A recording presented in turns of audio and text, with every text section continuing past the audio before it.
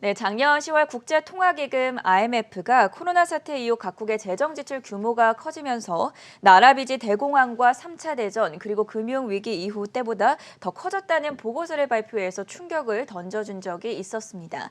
그리고 최근에는 한국의 국가 채무가 증가하더라도 그 속도가 너무 빠르다, 너무 빨리 증가한다고 정식으로 경고했죠. 하지만 우리 정부는 오히려 4월 선거를 앞두고 추경 편성을 서두르고 있는데요. 이 사안에 대해서 어떻게 논의 나눠보면 좋을지 이야기 나눠보도록 하겠습니다.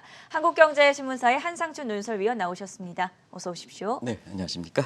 자, 오늘 새벽에 끝난 뉴욕 증시 기술주 중심의 나스닥 지수가 2.5% 급락하면서 마무리가 됐습니다. 오늘 상황 어떻게 보셨습니까?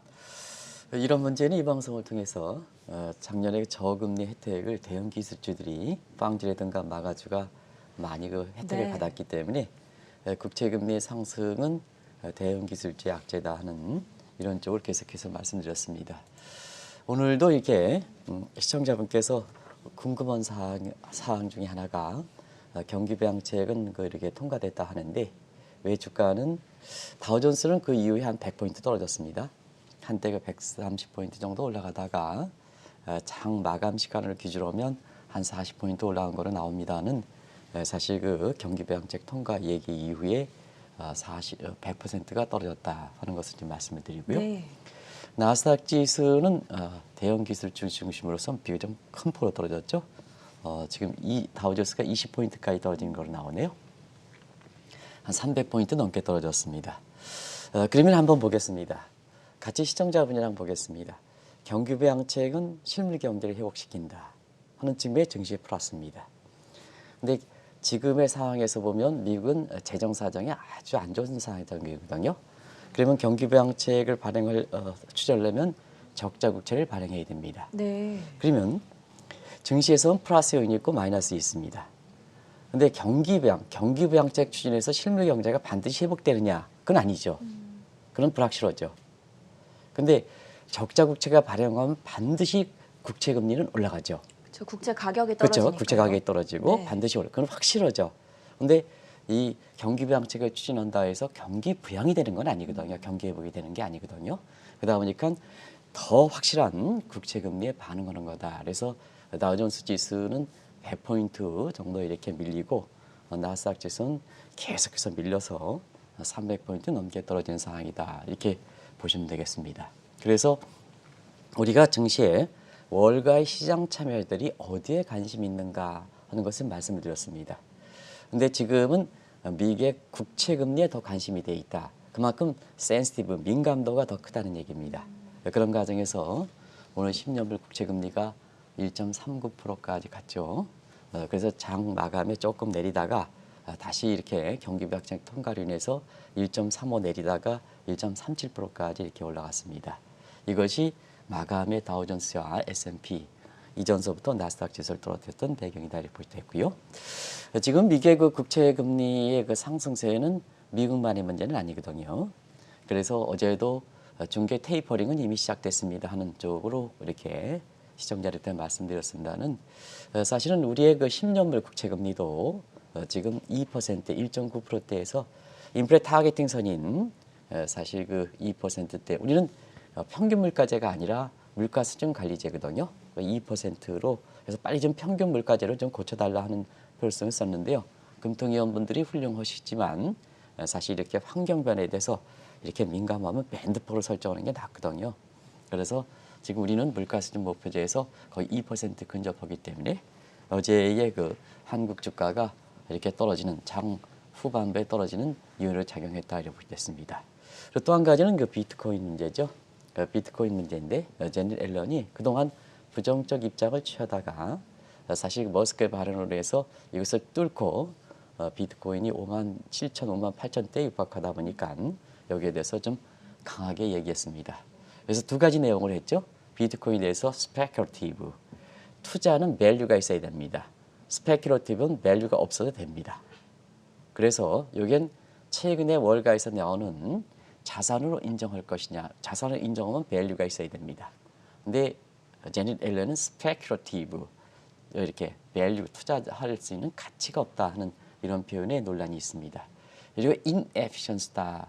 이게 비효율적이 비효율적이 서 팀장이 다른 각도로 얘기했습니다는 사실 이것이 화폐로서는 비효율적이라는 얘기입니다. 그래서 최근에 비트코인과 관련돼서 자산을 인정할 것이냐, 그다음에 중앙은행이 흡수해서 디지털 커런시, 센트럴 뱅크 디지털 커런시 이걸 인정할 것이냐 하는 측면에서는 정책 당국자인 제닛 앨런 또 바이든 정부의 경제 컨트롤에 해당되는 사실은 제닛 앨런이 두 가지 가능성을 뭐 확정적으로 얘기하지 않았습니다는 시장에 비추기에는 두 가지 본질적 문제는 부인했지 않았냐 하는 각도에서 한때 그렇게 장 초반에 5만 7천대 8천대 가다가 네.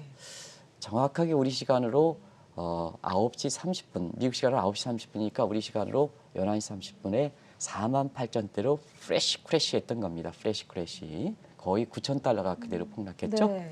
그 이후에 사실 두 가지 가능성에 대해서는 제니 앨런이 완전히 부인한 건 아니다 하는 이런 각도에서 지금은 5만 4천 달러까지 이렇게 다시 또 수직으로 회복되는 양상을 보이고 있다고 됐습니다. 이런 것은 월가에 계속해서 논쟁이 된다. 다시 말씀드리면 경기부양책이 실무경제 회복인데 네. 국채금리 급등하니까 이게 어떻게 증시에 플러스일까 마이너스일까 논쟁. 그다음에 비트코인이 지금 최대 화두가 되다 보니까 결국 이것이 자산과 화폐로서 인정할 것이냐 아닐 것이냐 한 문제. 디지털 달러 발행적이 직전까지는 아마 이 논란이 됐을 거로 이렇게 보이고요. 어제 이렇게 우리나라에서 인플레 문제가 하다 보니까 착한 인플레라는 표현을 쓰고 악한 인플레를 나쁜 인플레를 썼습니다. 우리가 이제 증권사를 중심으로 해서 페이퍼가 이렇게 나오고 있는데 우리 용어 자체는 굉장히 좀 정확하게 설명할 필요가 있는 것이 아닌가 생각합니다. 그래서 우리가 인플레 관련해서 경기에 부담이 없는 인플레는 마일드 인플레이션, 이건 공식 용어입니다. 마일드 인플레이션이다. 그리고 경기에 부담이 되는 이런 인플레는 갤러핑 인플레이션이다 하는 표현을 썼습니다. 그런데 이것이 이제 나쁜 인플레, 착한 인플레 이렇게 얘기하는데요. 경기에 부담이 되느냐? 부담이 되면 주가는 안 좋겠죠. 그다음에 경기에 부담이 되지 않는 경기 회복 속도를 좀 높이는 이런 인플레냐, 착한 인플레가 되겠죠. 마일드 인플레이션이 되는데 이런 논쟁이 있습니다. 이런 걸 좀 함께 묶어서 네. 월가에서 나오는 용어 자체가 함께 묶어서 사실 내일 정도에 한번 시청자분이랑 같이 풀어보도록 시간을 하겠습니다.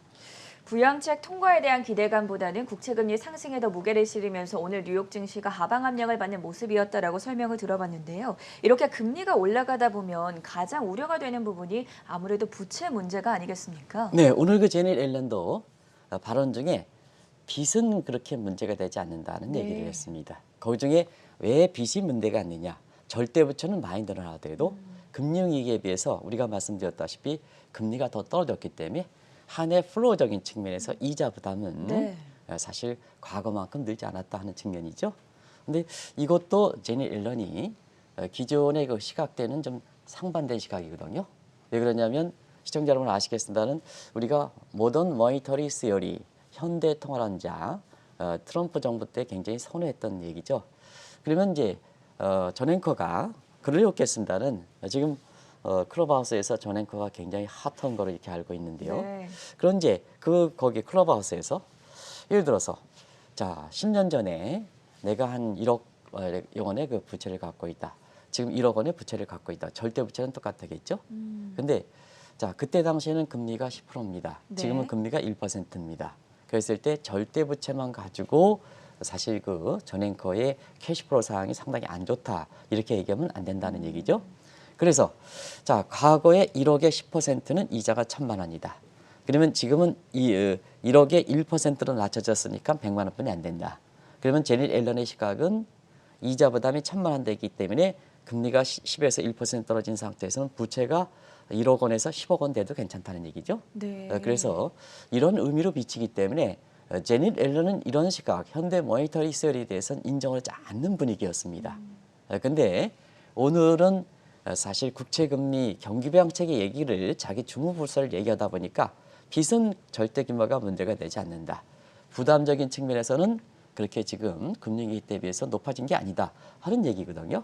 그런 과정에서 빚 얘기들이 쭉 나오는 겁니다. 그러면 지금 금리가 올라갈 때 시청자 여러분도 금리가 올라갈 때 비트하고 연끌어오신 분이 가장 이렇게 관심이 되는 것이 금리가 올라가는 거죠. 그렇죠. 미국의 국채 금리가 올라가는 것은 전 세계적으로 금리가 올라가는 거랑 마찬가지다 하는 걸 말씀드렸는데요.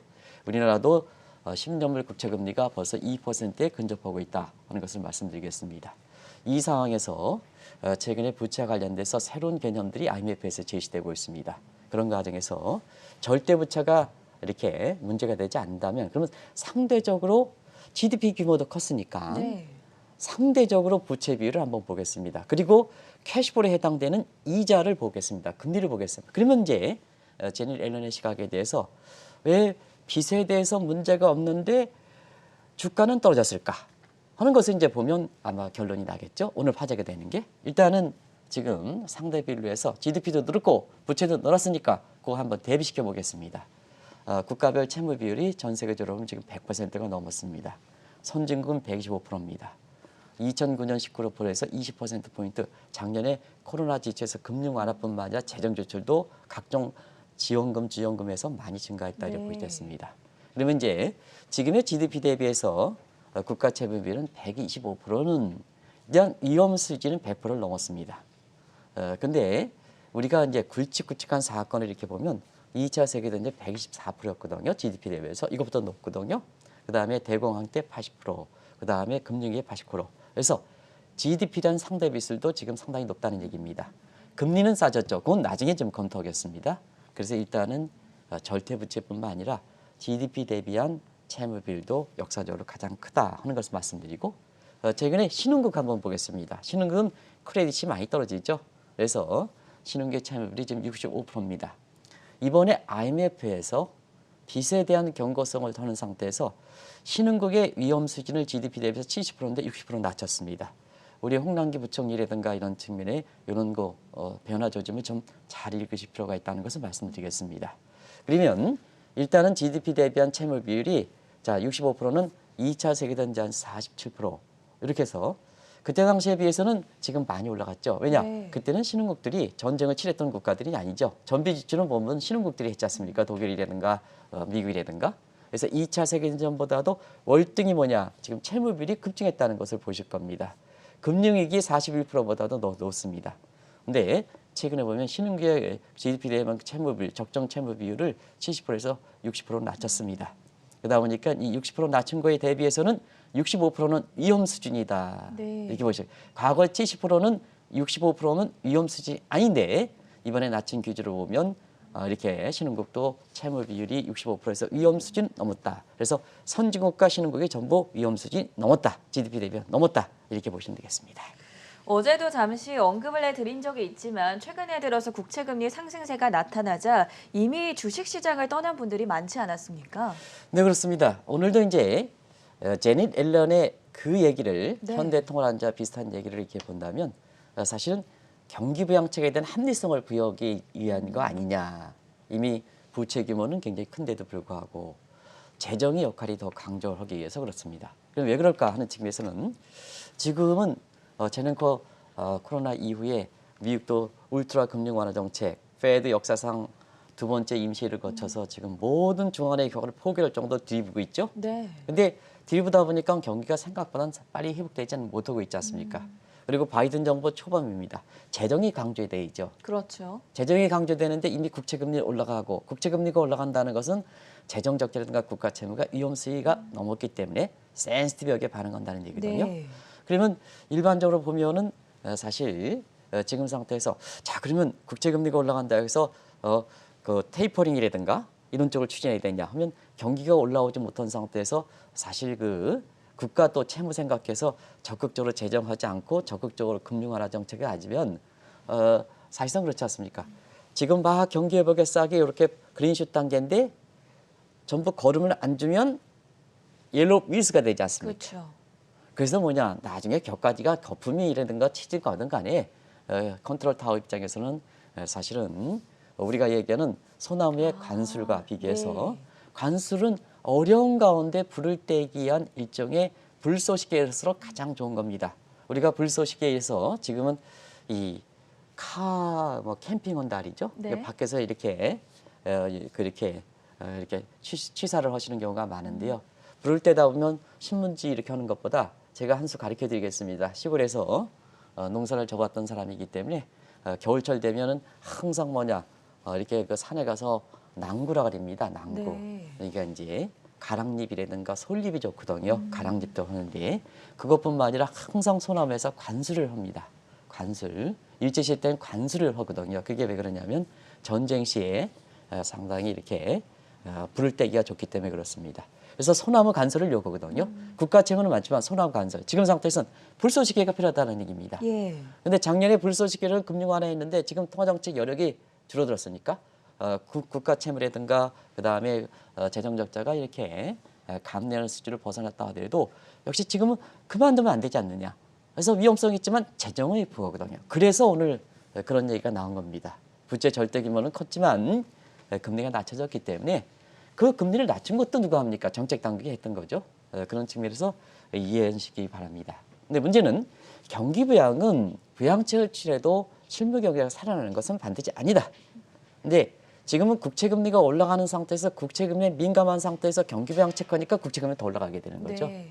그러다 보니까 어제도 이제 말씀드렸습니다는 자 경기 부양책 했으니까 경기 회복되니까 주가 올라갑니다. 근데 다우지수 떨어졌습니다. 민감지에 해당되는 다우지수 130포인트에서 110포인트 떨어졌습니다. 왜 그럴까? 어제 한번 말씀드린 적이 있습니다.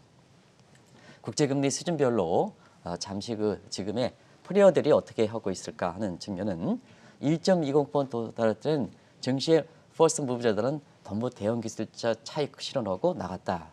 1.5%도 지금 거의 임박하고 있죠. 그렇죠. 그래서 자기 자신의 주관에 의한 대중적인 투자를 이렇게 볼 수가 있겠습니다. 셀프 컨트롤 인베스터, 자기의 소신에서 투자하는 사람도 주식 매도에 동참할 것이다. 그래서 1.5% 얘기가 여기서 나온 겁니다.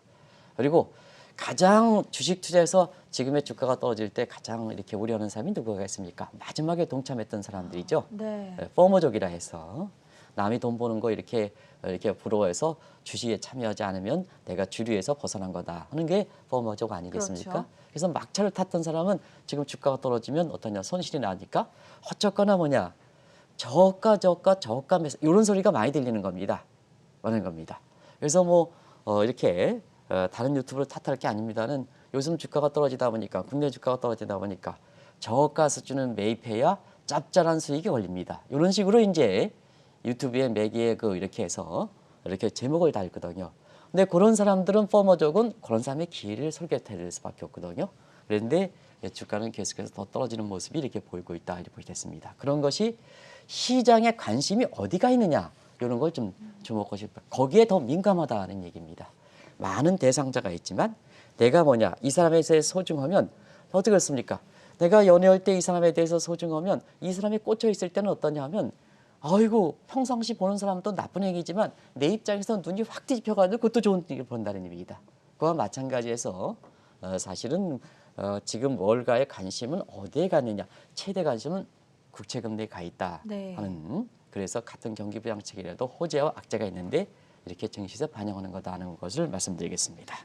코로나 이후에 주식 투자에 열중했던 투자자들 입장에서는 정신이 확 드는 이야기가 아니었을까 싶은데요. 앞서서 이렇게 세 가지 시나리오를 예상을 해봤지만 실제로 결국에는 페드, 연준 의장의 입에 달려있지 않겠습니까? 근데 지금 국채금리가 올라가고 네. 지금 재정정책 사이에서는 경기부양책하니까 국채금리가 더 올라가죠. 근데 그걸 시장에서 자율적으로 금리가 내릴까? 네. 증시가 안정을 찾을까? 안 되는 거죠. 그거는 시장에서 하는 것은 안 되는 거기 때문에 지금 상태에서는 뭐냐? 결국은 국채금리가 올라가는 것을 통화정책 사이드의 페드라든가 제롬 파월이 안정시켜야 된다.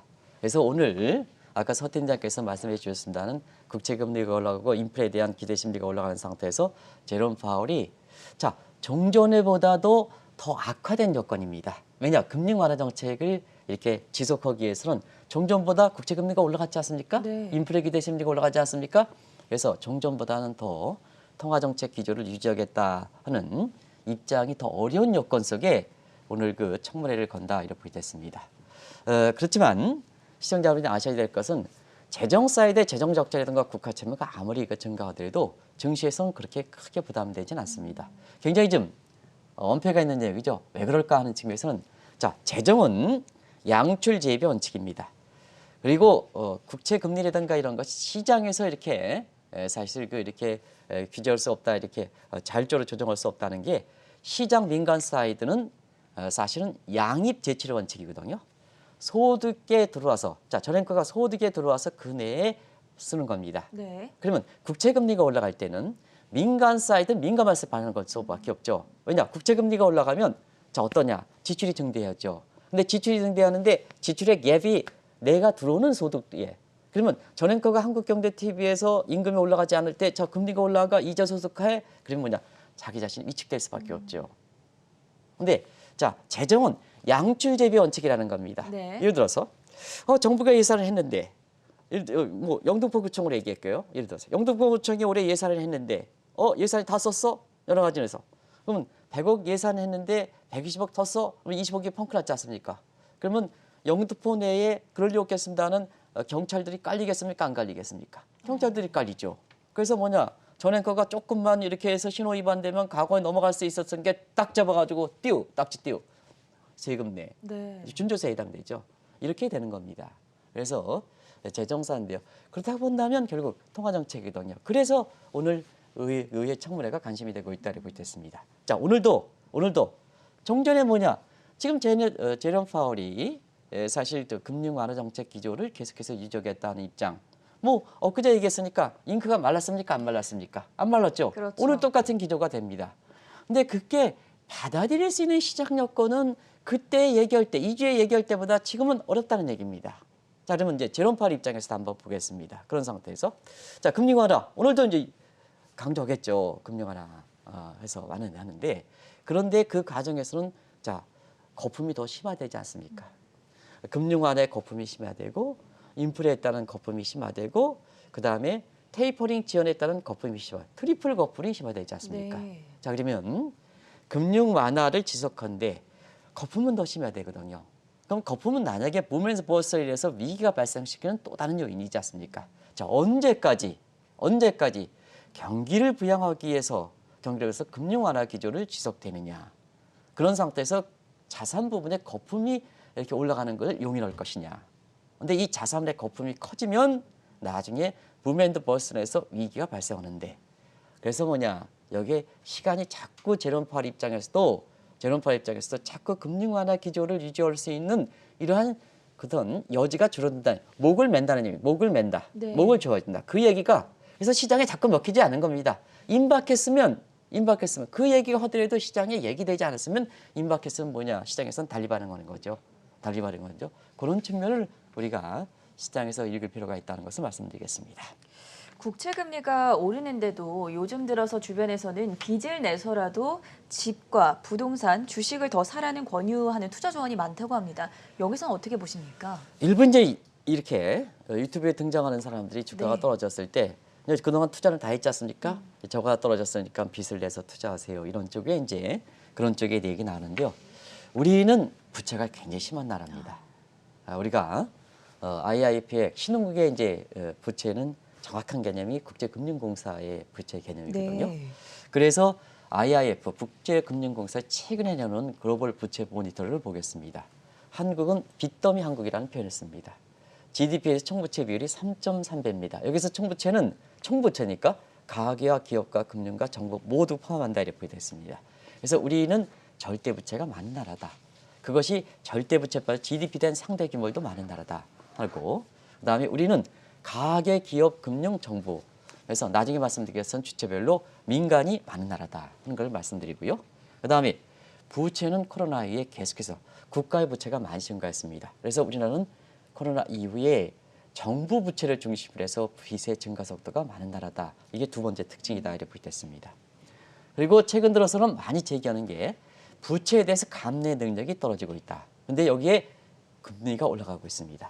그러면 부채 감내 능력이 떨어진 상태에서 부채는 이제 갚을 능력이 있죠. 감내 능력.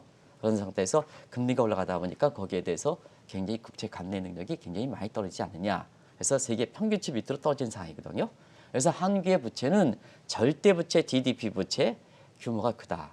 두 번째는 부채 증가 속도가 코로나 이후에 국가를 중심으로 해서 이건 현 정부 얘기를 하면은 사실 시청자분이 굳이 제가 자세하게 설명을 쓰지 없자 하더라도 작년에 4차례 부채경 편성, 올해는 수포 예산 편성한 지 558조 편성한 지 이게 뭐냐 집행기간이 지금 2월도 안 되는데도 2월도 다 끝나지 않은데도 불구하고 다시 이렇게 4차 지원금인가요? 그래서 15조에서 20조 이상의 추경 편성한다는 거 아니겠습니까? 아직 네. 확정되지 않았지만 이런 거기 때문에 부채 증가 속도가 굉장히 빠르고 있습니다. 그리고 최근에 있어서는 금리가 올랐는데 부채 감내 능력이 떨어지는 세 가지 특징을 갖고 있다 하는 걸 말씀드리겠습니다.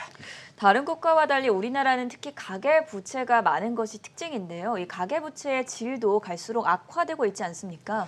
가계부채율이 굉장히 이렇게 되죠. 일단은 국가에서 이렇게 보면 선진국은 국가 채무입니다. 근데 네. 국가 채무의 주체는 정부지 정부죠. 않습니까? 네. 양출 재비이기 때문에 아까 영등포구청 얘기대로 재정 적자가 심한다 해서 저 제네들은 왜 부채에 대해서 경기부양책 주장할까? 감리세 신용도가 높기 때문에 그렇습니다.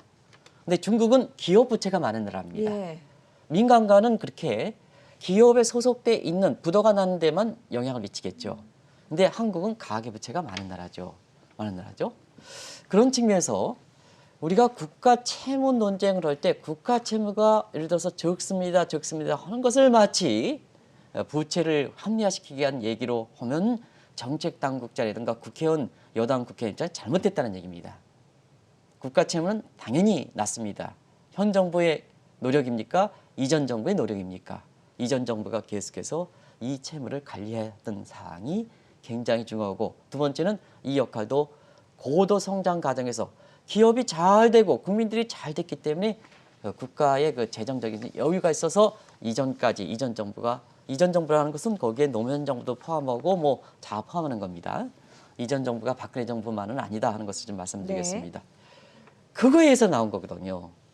근데 지금 상태에서는 한국은 가계부채가 많은 나라입니다.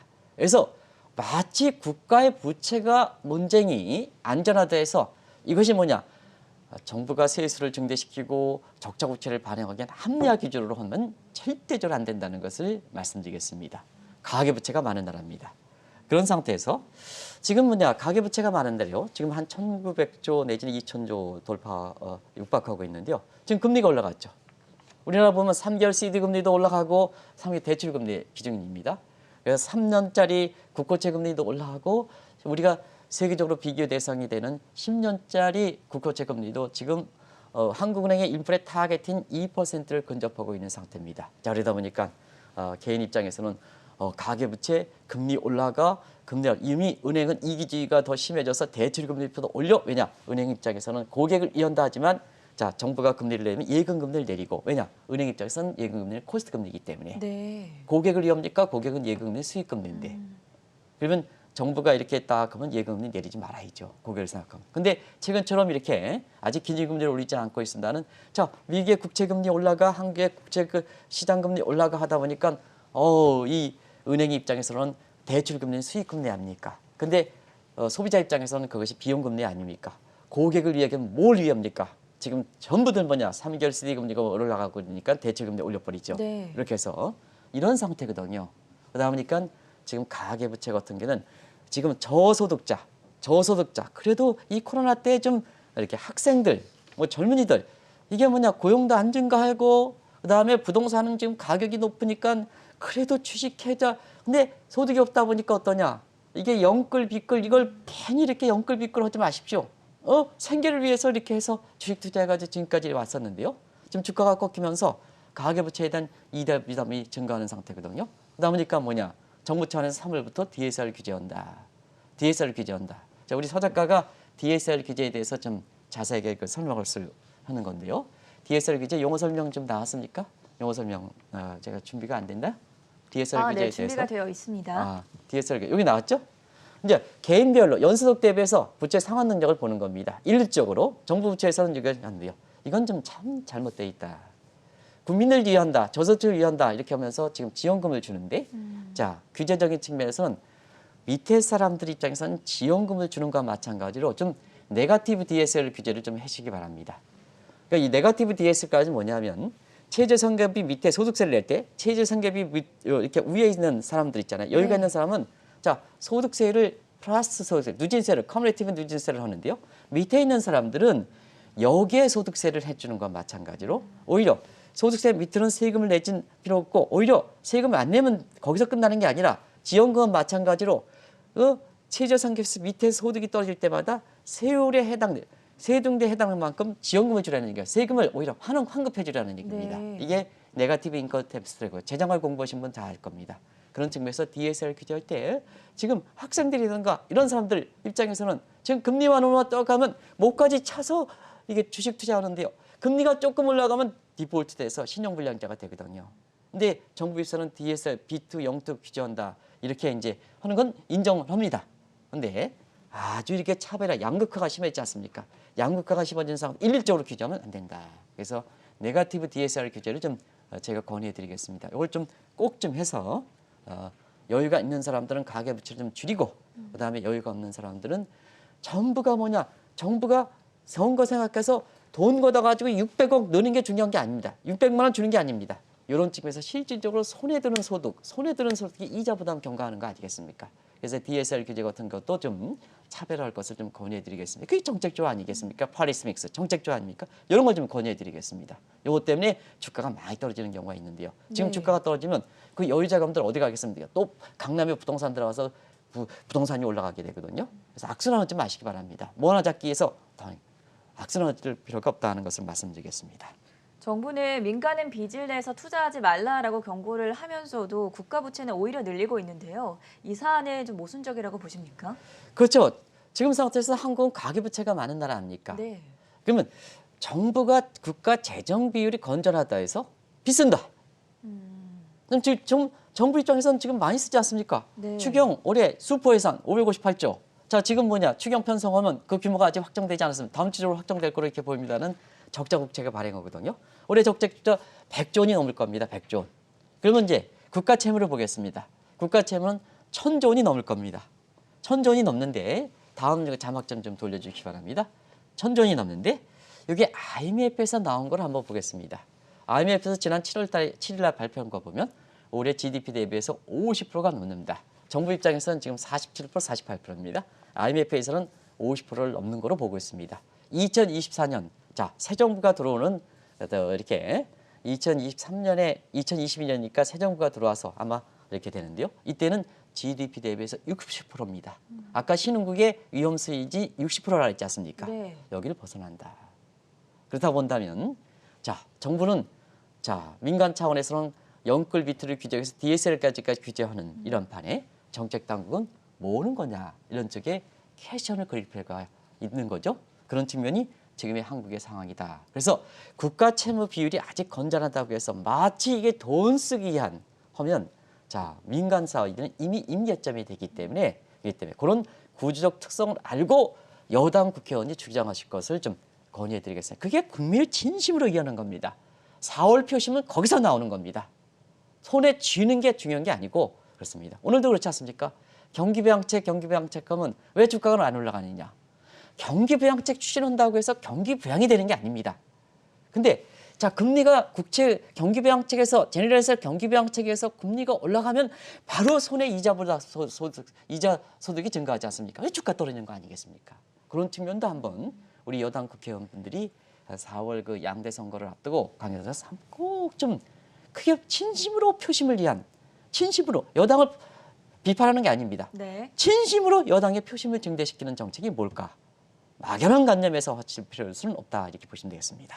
국가 채무가 이렇게 증가를 하다 보면 결국에는 국가 신용 등급이 어떻게 될 것인가 이 부분에 대해서는 어느 정도 가능성 보고 계십니까? 네, 시간이 많이 경과돼서 4월 정례입니다. 네. 이게 국가 신용 등급. 근데 지금은 세계 3대 평가사가 한국의 부채 증가 속도가 IMF뿐만 아니라 한국의 국가 채무 속도입니다.